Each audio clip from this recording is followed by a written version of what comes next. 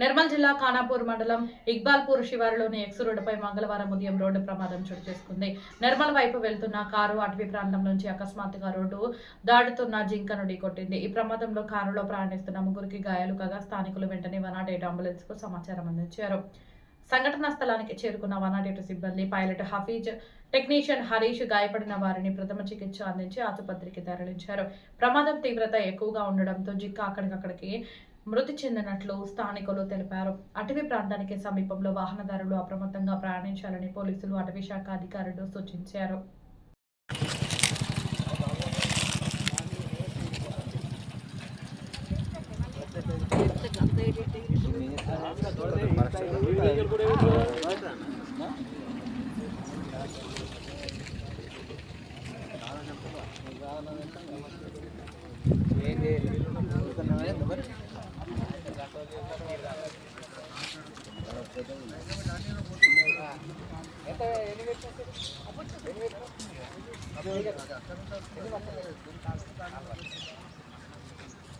అది అక్కడ వెళ్ళి వస్తారు సార్ చెప్పలేదు